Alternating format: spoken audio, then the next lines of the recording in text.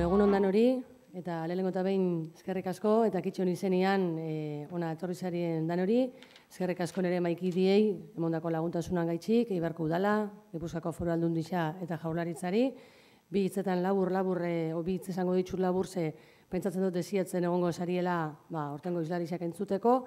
Oindala 6 urte, ekin zetzan eta kitxok, mintegi hau antolatziari, 2011 urtea zan, eta urte hartan, gure berbetan mintza praktika programari, azpiatala ero adar berri bat sortu gentzaun, gurasoak berbetan izenekua, ikusi gendualako Eibarren euskararen transmisioan inguruko datuak, ez zirala onak, nahiko kezkagarriak ziala, ikusi genduan bebai,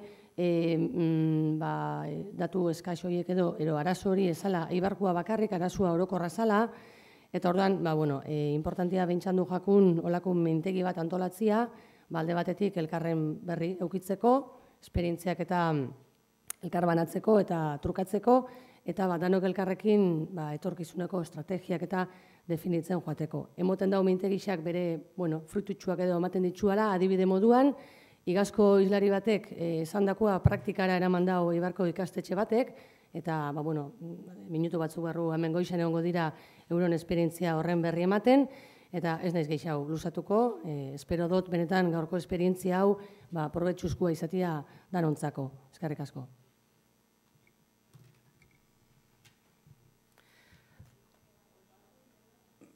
Egun onden hori eta eskerrik asko, aurten ere 6.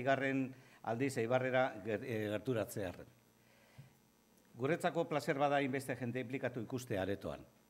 Eta aurtengo edizioan ere, goiz osoko programa betetzeko egongo diren islari apartak hemen izatea.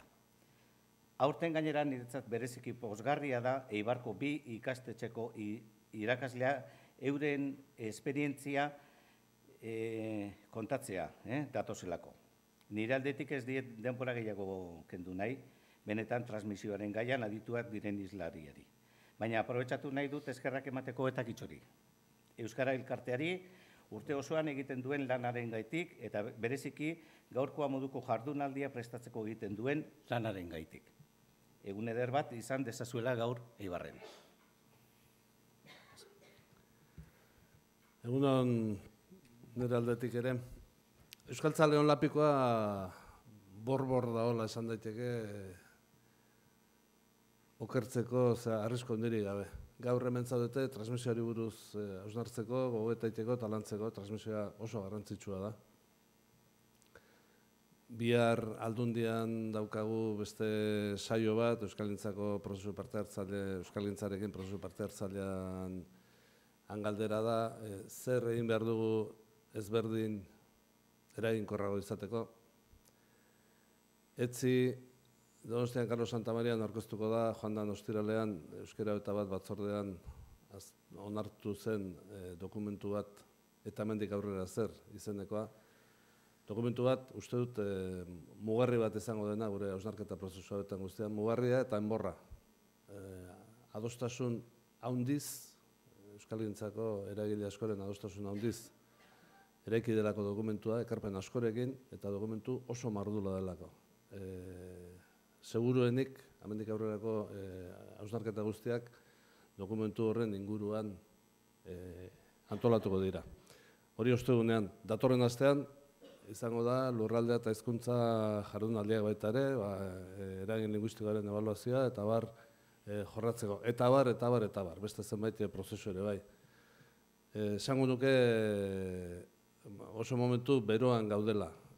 Falta zaizkigu seguridade batzuk, baino aldi berean oso aktibo gaude bidearen bila, bide burutzean aurrera nola jokatu edo nola funtzionatu. Eta oroar nagusitzen ari da ideia bat, eta da aurrera bide hori lankidetzan definitu behar dugula eta lankidetzan behar dugula.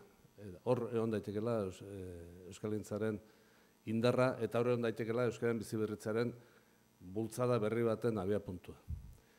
Beraz, zuena ere hor kokatzen dut, animo eta eskarrik asko egiten ari zareten lanagatik. Egun on danori, eskerrik asko eta Kitxo elkarteari, Eusko Jaurlaritzaren izenean jardunaldi hauetara urtero bezala gonbidatzeagatik. Esker honez hartzen dugu gonbita hau eta oraingo honetan ere pisuzko gaia dugu eskuartean. Euskaren transmisioa dugu izpide, ikuspegi ezberdinetatik landua gainera. Gaztei sensibilizatuz, etorkinak erakarriz, sektore sozioekonomikoan pisua jarriz, hezkuntzaren eta familiaren ikuspegia landuz, esparru ezberdinetatik aztertutako jardunaldi trinkoak dira hauek. Zer esanik ez, transmisioan garrantzizko indarra duela euskararen bizi indarra eta biziraupenean. Hortik datoz euskararen mundura gerturatzen diren lehen hiztunak. Gero etorriko dira hezkuntzaren bidezkoak eta heldutan euskara ikasi dutenak. Horregatik, ondo zaintzeko esparrua da.